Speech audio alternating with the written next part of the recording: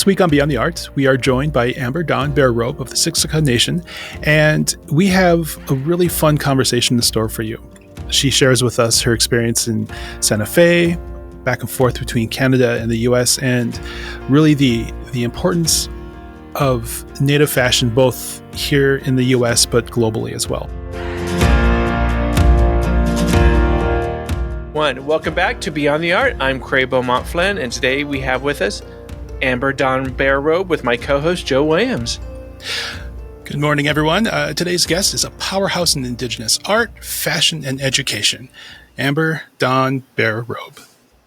Well, thank you so much. I'm so happy to be here. And Amber Dawn Bear Robe, I'm originally from Siksika Nation, which is in Alberta, Canada, just above Montana.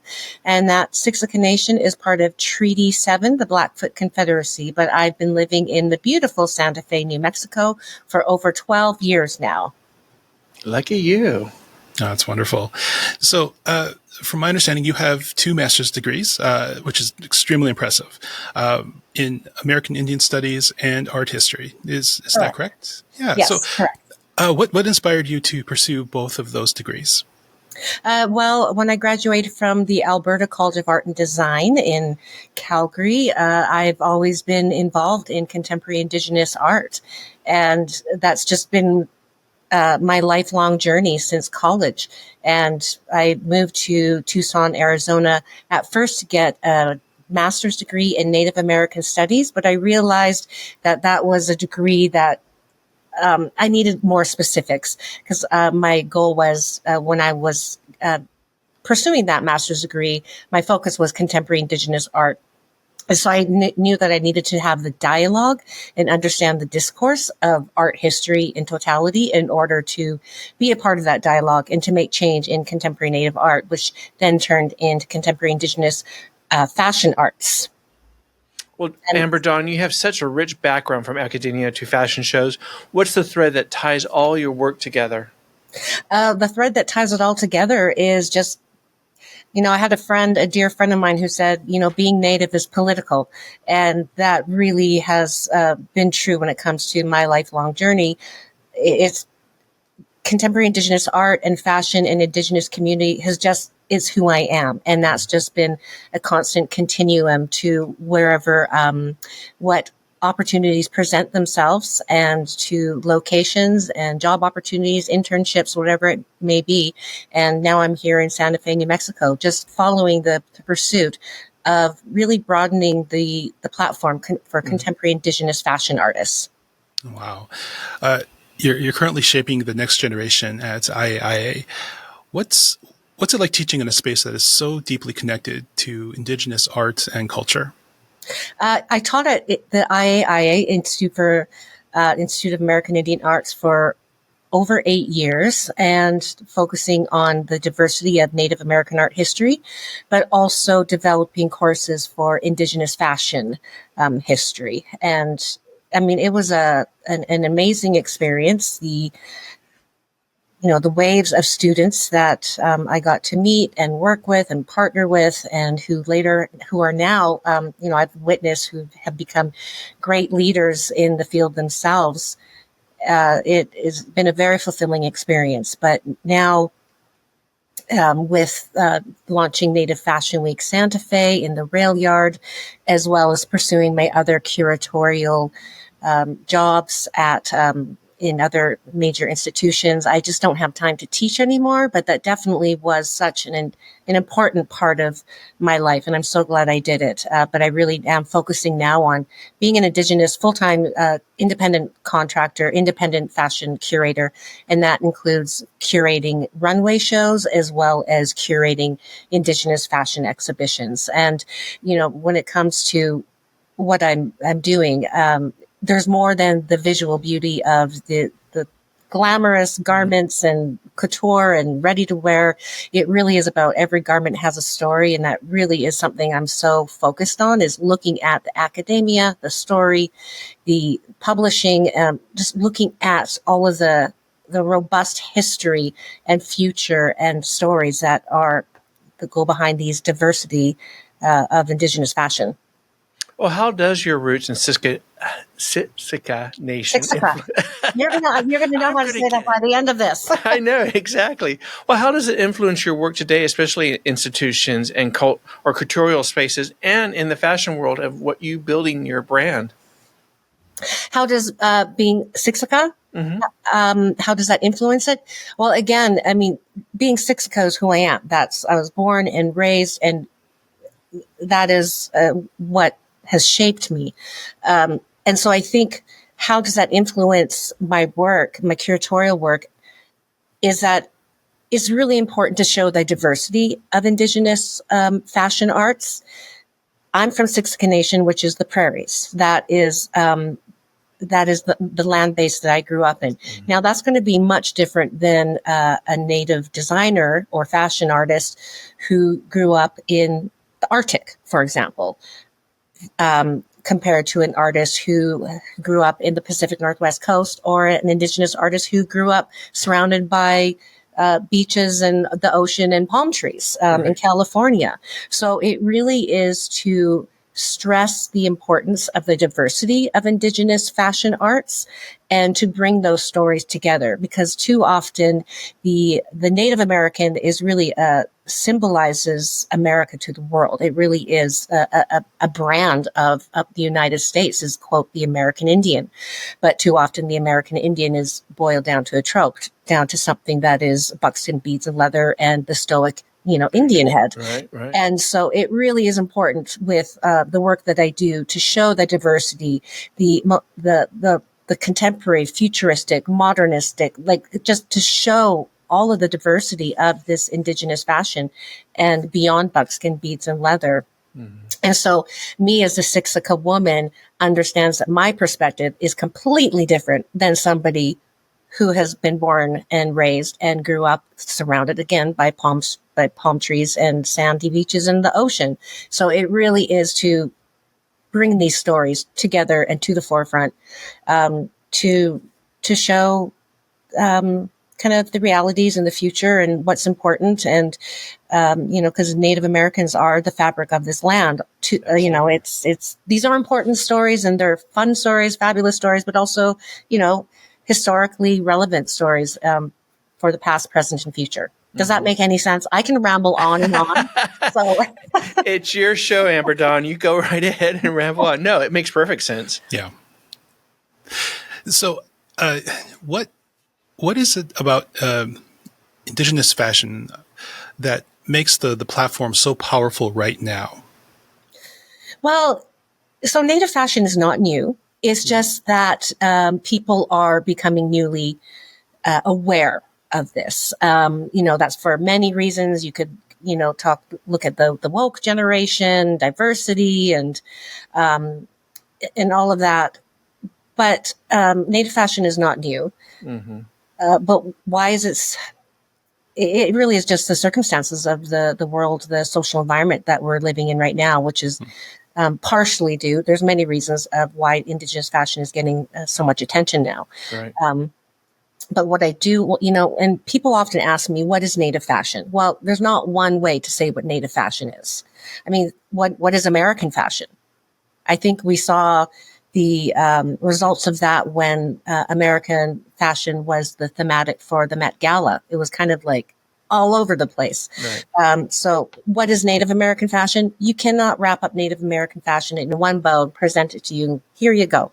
But because, again, it is so diverse, you're looking at Indigenous designers across a huge land base of Canada and the United States. But what I can say is Native designers are the original couturiers of Canada and the United States. You don't get any more couture than hunting a walrus, gutting the walrus, cleaning the intestines to a pristine material that makes not only a beautiful one-of-a-kind garment for a specific person, but also a life-saving garment to wear. So, I can give many examples of that when it comes to Native North American couture. It's just historically Native American fashion has been classified as anthropological object or curiosity, and it's been framed as such and really been pigeonholed into keeping Native design in that idea of artifact rather than looking at it and framing it as fashion. And that really is the job of a curator, historian, and educator to start to be writing about and publishing and having these discussions to reframe the history of Indigenous fashion. And, that's not going to happen in a few years. We're talking, this is going to be quite a few generations and decades of work. But that's, I'm glad that we're getting the spotlight now to start doing the heavy work that really needs to be done. Especially right now, like you say, the spotlight in it is on it, and it's more than just our 15 minutes of fame. We've seen a big shift on how Indigenous artists and designers are claiming the space. How do you see fashion as part of that broader movement globally, not just on, the U.S., Canada, or Turtle Island scene, but globally? How do I see Indigenous fashion globally? Or the movement, the broader movement, and continue that we're not just, buckskins and what the typical non-native can describe. Yeah. Understand. And, it really is, that is the larger mission, is to, with Native Fashion Week Santa Fe in the rail yard that I have launched, is to get that global attention, to put Santa Fe on the map as a place where the fashion community comes and plans. There's Fashion Week in Paris, Milan, New York, and globally, but to put Santa Fe on that fashion city map, to have those the fashion community come and to experience, work with, partner with, whatever it may be, Indigenous fashion in all of its trajectories. And so I need to start in North America first, Craig. Right. But so my just goal, conquer the world. Yeah. Just conquer all at once. So I'm focusing on Native Fashion Week Santa Fe to start building that, but then to also bring Indigenous designers to showrooms in Paris, to showrooms in Milan, and then also with curatorial projects that are global. There is in Sweden. There is, I'm forgetting the name of the museum, but I've been consulting with an exhibition overseas. And so at least the conversation's happening. There's mistakes, there's this and that, and my goal is not to be like, oh, that you're doing this wrong, this is bad. It's also not about erasing the past. We need to look at the past. We need to address the past in order to have these fruitful conversations to move forward. So it takes time. It's an investment. It's not a 15-minute spotlight. And I do not see this as a 15-minute spotlight. And I'm adamant with Native Fashion Week Santa Fe that this is just the start of growing, of investment, not just by the city and the state, but hopefully at some point by the country, and to really get collaborations and partners and serious momentum beyond a 15-minute spotlight, and to actually have Indigenous designers as major heavy hitters and players in the fashion community beyond the Native bubble. Let me ask you this real quick. Do you think there's an educational component in educating Indigenous fashion designers and artists to be incorporated and understand what needs to be done, not just the fashion industry itself, that conversation and narrative starts changing, that we do have a presence in artistry, a vast amount of different artistry, but fashion is a key component of that? I guess I didn't really understand your question. It should, in terms of, should Indigenous designers know more about the business of fashion? Yeah, and is there an educational component? Because a lot of Indigenous artistry is focused on painting and pottery, not necessarily fashion as an art form for our people. Exactly. And, I think that is really a discussion that's beyond just Indigenous fashion. Fashion in itself is a very beautifully complex subject, because fashion, when you look at it from an academic and theoretical perspective, there is still, how do you define fashion? How is fashion different from style? How is, then there's many different theories on how to actually describe and, fashion is this. So that really is a global question, but I think, and discussion, that's a really interesting one that Indigenous fashion needs to be a part of. Now, when you're looking at the business of fashion, that is also important for all designers, the business of fashion, the same with the business of art. But then going back to your question too, it again is breaking down these stereotypes and these tropes of what Indigenous Native art is. Native art is more than just a picture that looks good over your couch or the bronze stoic Indian that is in a plexiglass or glass case.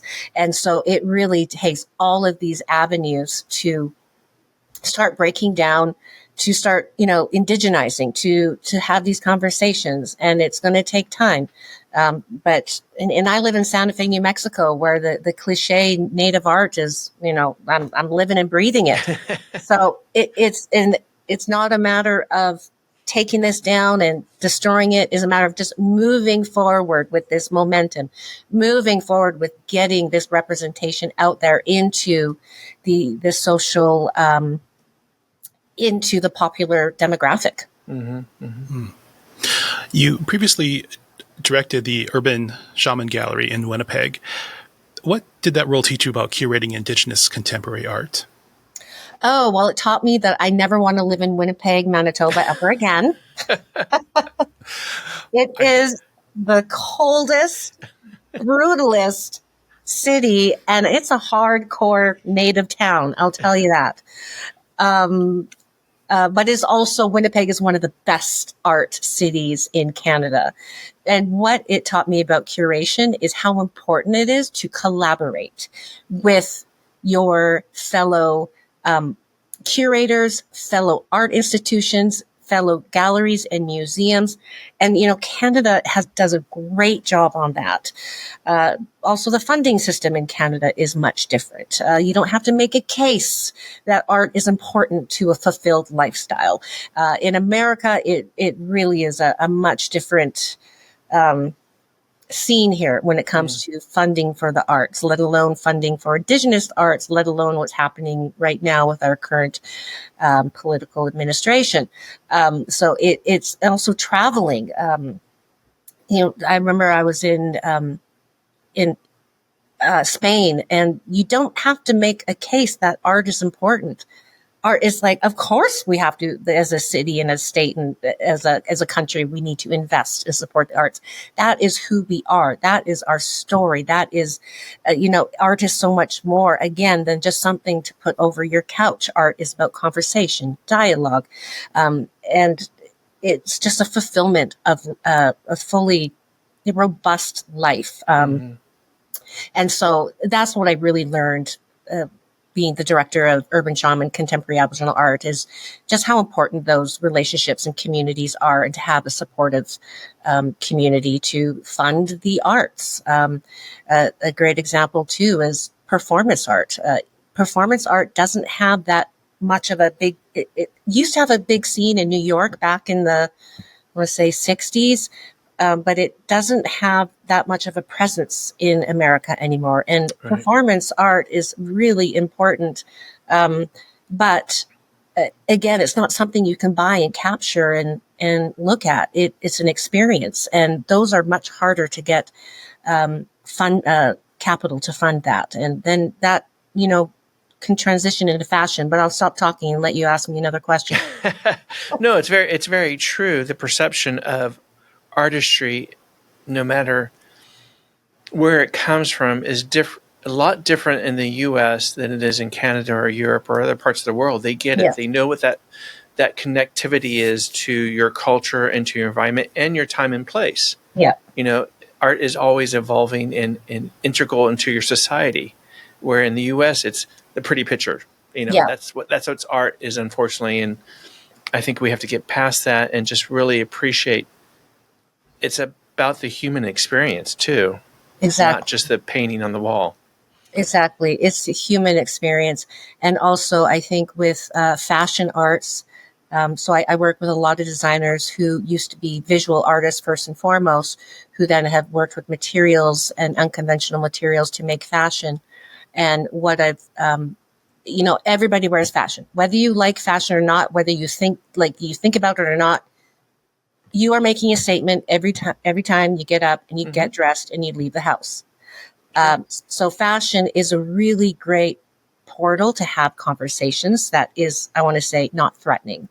When you go into a gallery or museum, you're not looking at, a white square on the wall and you're like, how am I supposed to understand this white square on the wall? I can do that, right? But when you go and look at a fashion exhibition, you can relate because it's the human body. And whether you like it or not, I remember during COVID, that was one of the things that I missed was just going to a cafe and working and watching what people were wearing. You can like it or hate it, but it still is a conversation. True. And that is the great thing about fashion arts is it does have a common meeting ground for discussion. Very, very true. What's one moment from your work on the runway or in the gallery that you'll never forget? Oh my gosh. I'd have to say it was the most recent one was the Getty. I curated a fashion show for the Getty that was in partnership with the Autry.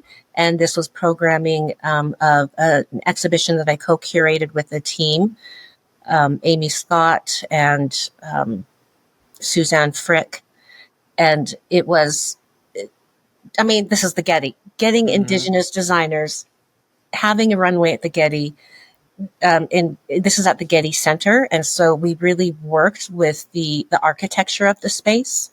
And it was just a fabulous moment to see and to experience. And it was so much fun. Back of house, front of house, the team, I Am Sound, everybody was just so phenomenal. And if you're in production, having a smooth production and all of the support is, it just makes a difference. It makes a world of difference.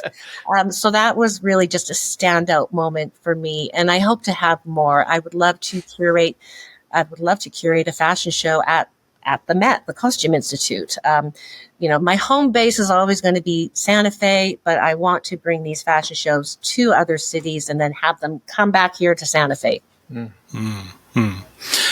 So you're developing new curricula for IIA's art history program, which is no small feat.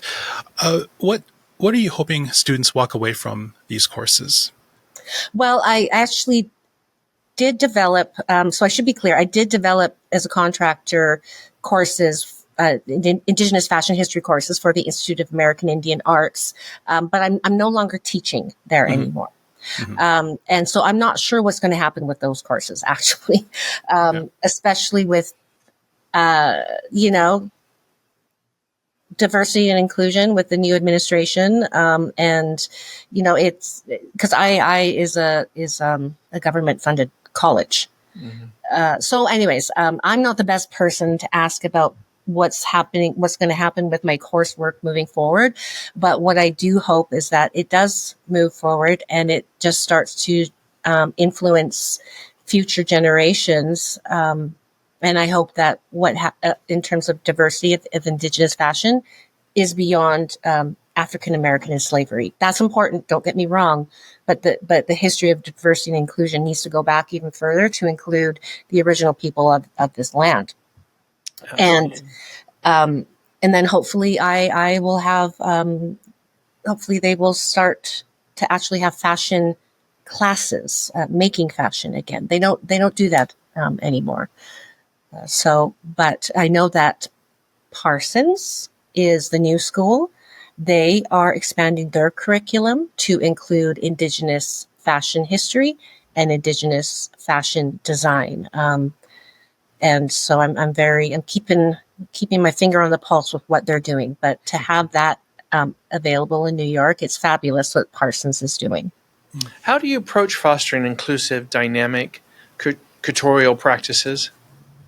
I think I just foster it naturally by the diversity. For example, Native Fashion Week Santa Fe and the fashion shows that I've been producing in Santa Fe for the past 12 years have represented Indigenous designers from across Canada and the United States, but also Indigenous models from across Canada and the United States. And I want to clarify, we work with not just exclusively Indigenous models, but largely Indigenous models. We work with models of all sizes, shapes, colors from across Canada and the United States. And that really builds such a dynamic community back of house and diversity back of house. And I just want to keep moving forward with that. And also in Cray, to expand on that, the goal of Native Fashion Week is also to work with non-Indigenous designers, to have this conversation. We can't just be in this Native bubble. Right. And I'm not sure if I can state this publicly, Sydney. Well,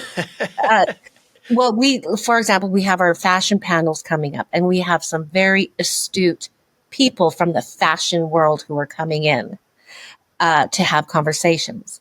And I think it's so important to have these conversations to inclusivity and diversity. That means Native people, Native designers, models, etc. in the industry, to have conversations with these big, huge fashion houses and people that are in the fashion industry. Your work bridges academic institutions, community arts, and live events. How do you balance all of these worlds? You have a lot going on. I have a lot going on, which is why I'm so happy to have Sydney here from SOS. Okay.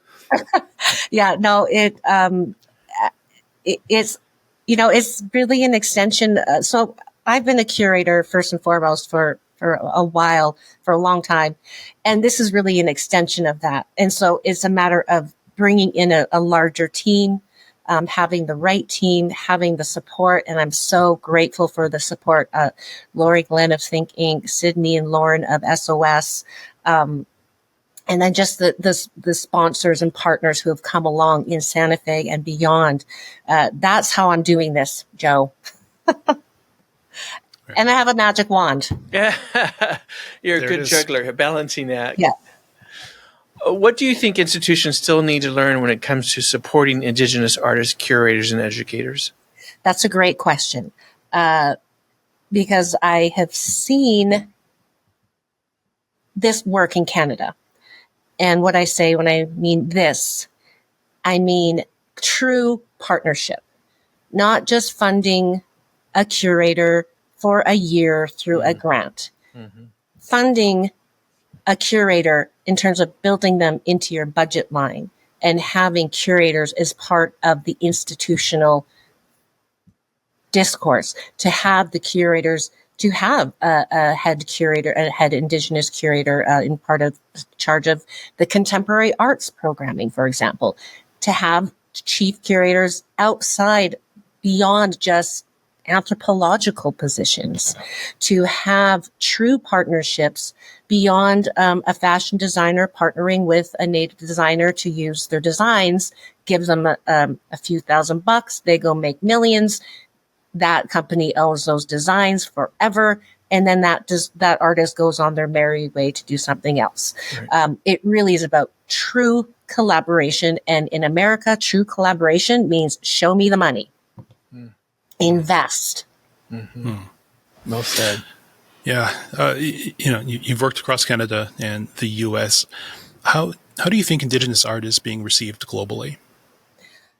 Globally, I can't speak for. This is just my perspective. My perspective is that Indigenous art, Indigenous expression, creativity in all of its discourses is so well received in Canada. When you look at Canada, the voice that African American people have in the United States, that representation, that platform, that's the platform Indigenous people have in Canada. In America, it's a whisper. But also there is the reality that politically, you can't ignore the Indigenous population in Canada. I mean, it's the fastest growing population in Canada. I mean, there's a huge presence. Politically, you can't ignore it. Where in America, much different numbers here. Mm-hmm. So, in terms of globally, Indigenous art, Native Americans, the rest of the world are fascinated by Native Americans. Fascinated. You look at the spaghetti westerns, you look at Hollywood. Hollywood has really shaped what America is for the world. Hollywood has shaped so many discourses and ideas and imagery, and it's really cemented that into the psyche globally of what the Native American is. Mm-hmm. And so there's a long way to go in terms of, really kind of working with different arts communities, and that is happening. There's international global arts residencies, these conference, Venice Biennale. Jeffrey Gibson just represented America at the Venice Biennale. So these things are shifting and they're happening, but it's just going to take time. And, the world is really fascinated and in love with the Edward Curtis Indian, meaning the buckskin beads and leather and the image. And so it's just going to take time. I mean, America still loves that image. Right. So we really need to, again, just work slowly, methodically, but really strategically, and to really infiltrate, to be a part of these institutional structures that will make change for the future. Very true. And I think we have to take charge of the narrative. And as you said, a lot of the world still has that perception that we're running around living in teepees and have feather headdresses on and that we all look the same. It's like, no, there's over 500 federally recognized tribal nations throughout the U.S. alone, and we need to tell our story firsthand instead of it being told from third, fourth individuals or entities. And we take a grasp and take charge of that narrative, and hopefully, exactly. And it's important. And this is, when you're looking at Indigenous fashion, this is beyond just, accessories and pretty dresses and glitz and glamour. There really is a political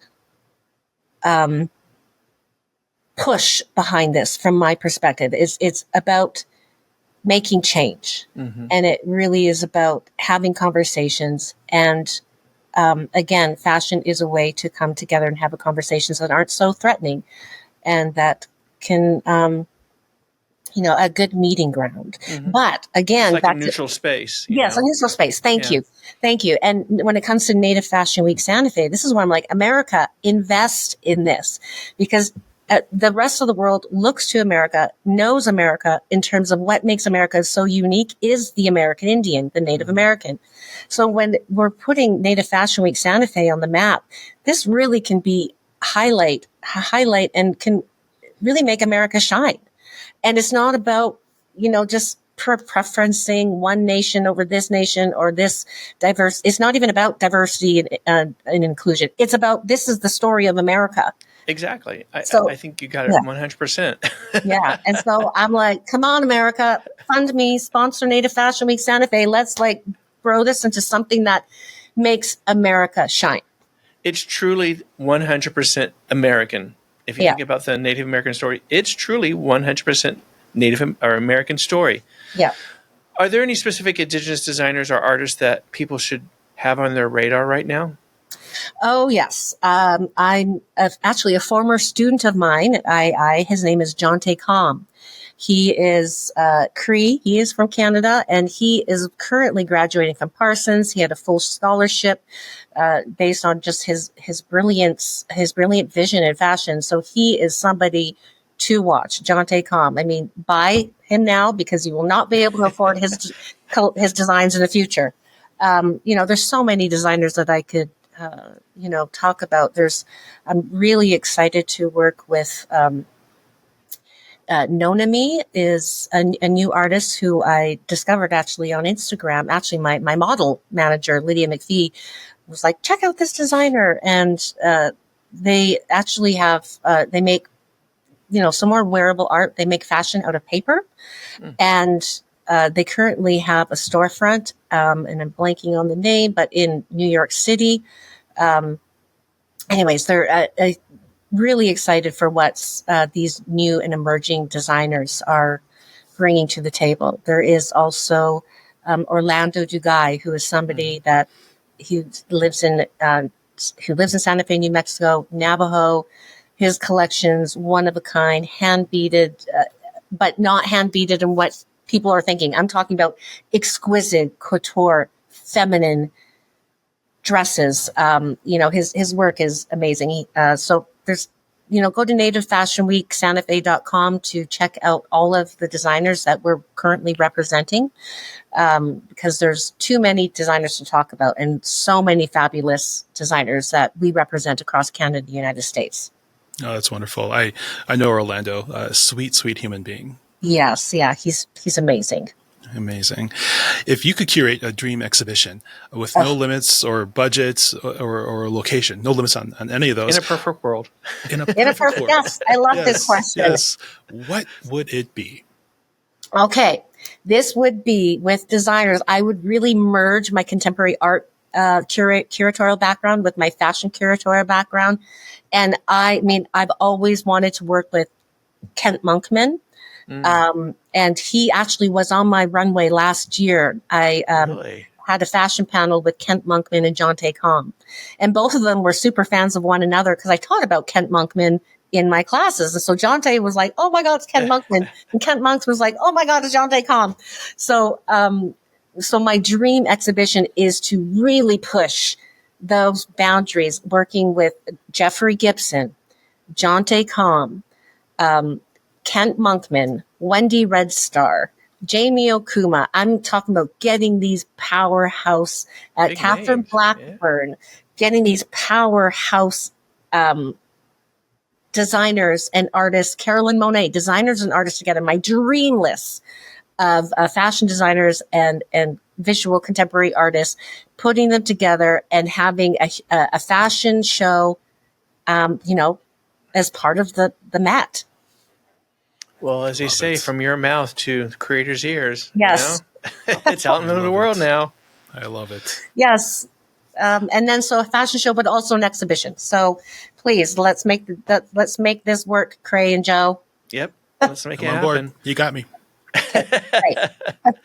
Well, what's your vision for the future of Indigenous fashion, art education, and Fashion Week?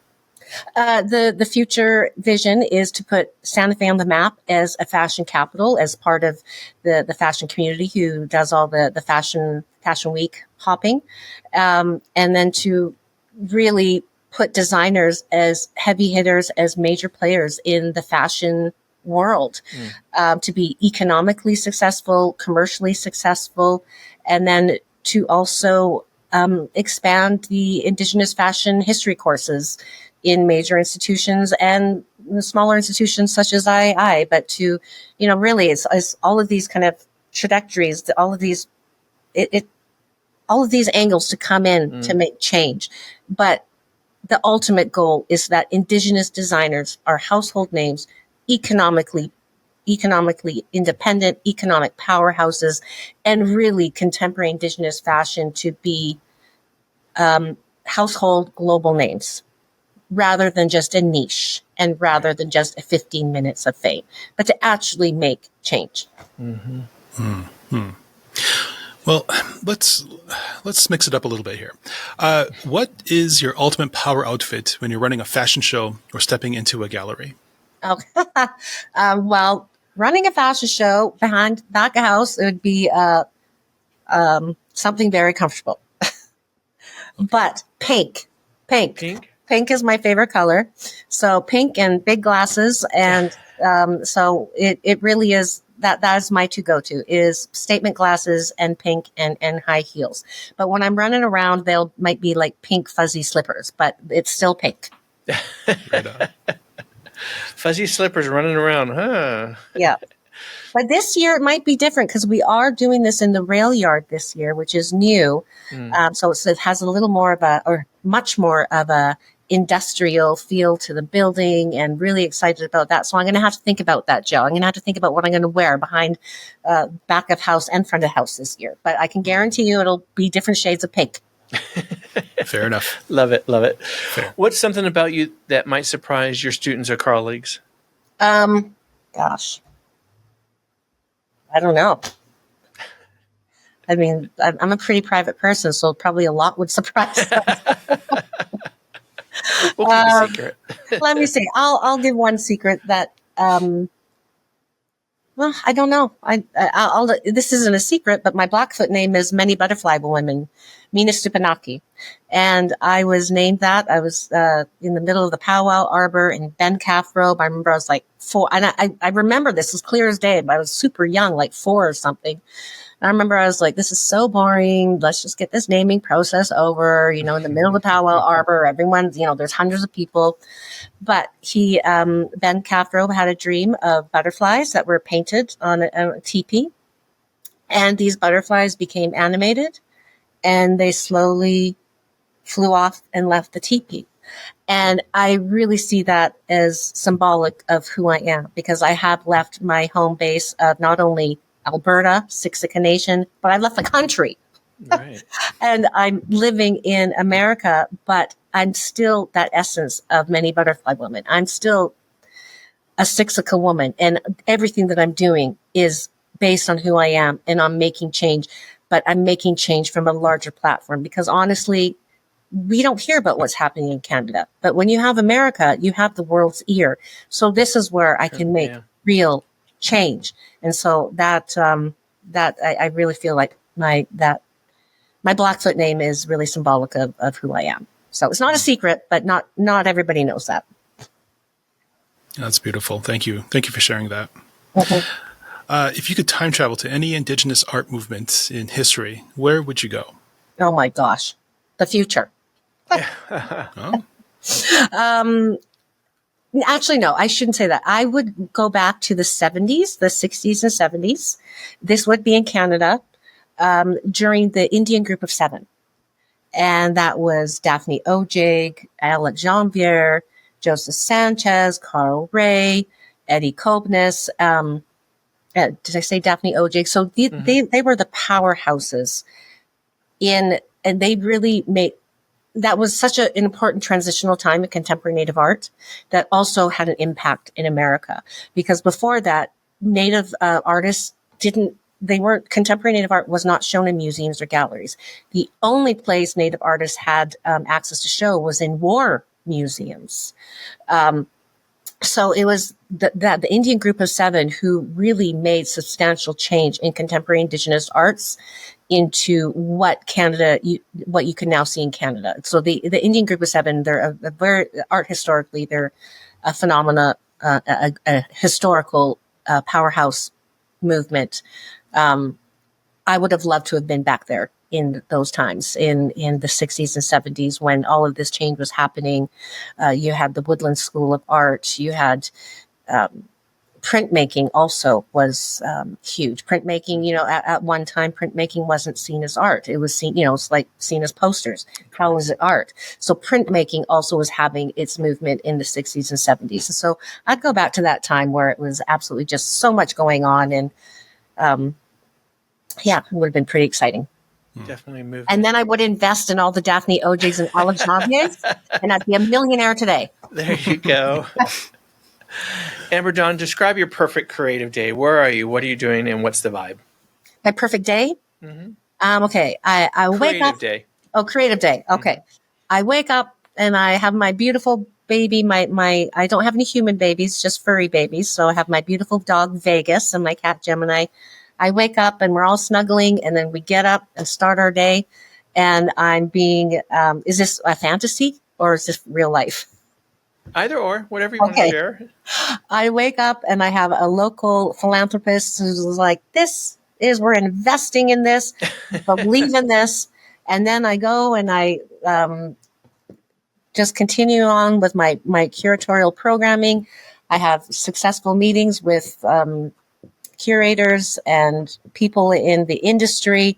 I have successful meetings and partnerships with designers, and Bear Robe Models is, off to a global, has a global presence. And then I go home and then I relax and have a cup of tea with that. A cup of tea sounds boring, but I don't. How about a glass of wine? A glass of wine with Vegas and Gemini, and watch a good movie and go to bed. Hey, pretty boring. Sounds like a fine day. I like it. Basically, just financial success, financial and programming and partnership success. That's really what I get up and I do every day. So what's next for Amber Dawn? Native Fashion Week Santa Fe, May 8th to 11th in the rail yard. And then that is really what I'm focusing on, is growing that brand, growing Native Fashion Week, and putting Santa Fe on the map. And that, is going to take time.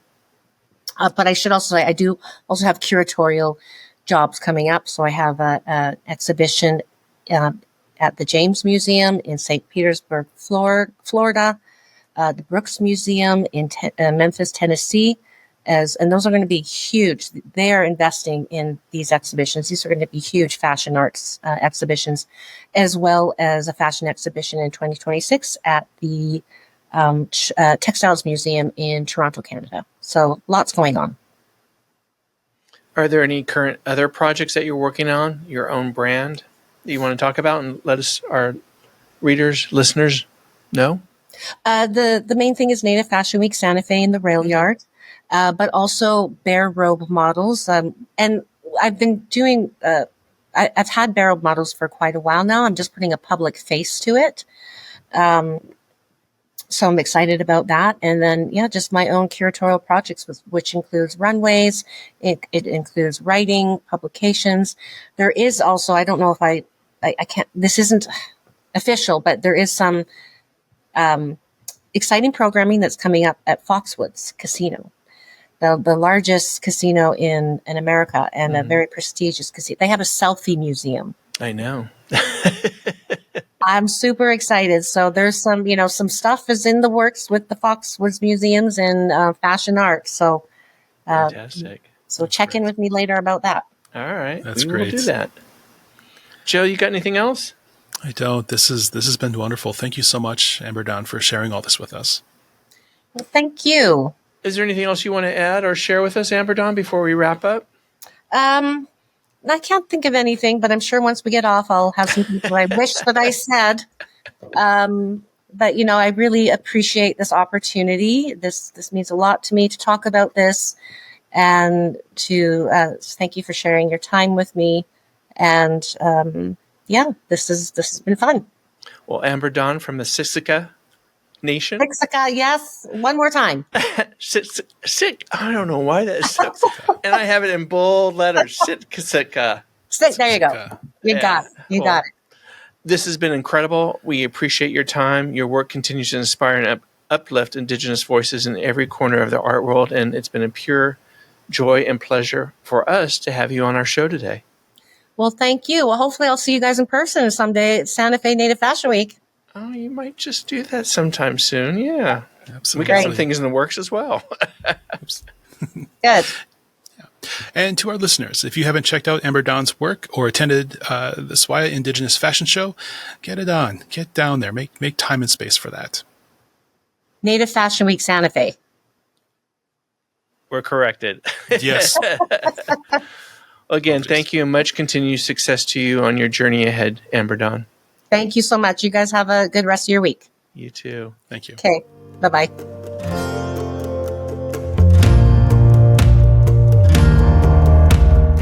That's it for today's Beyond the Art. Keep supporting Indigenous creativity, education, and fashion. Until next time.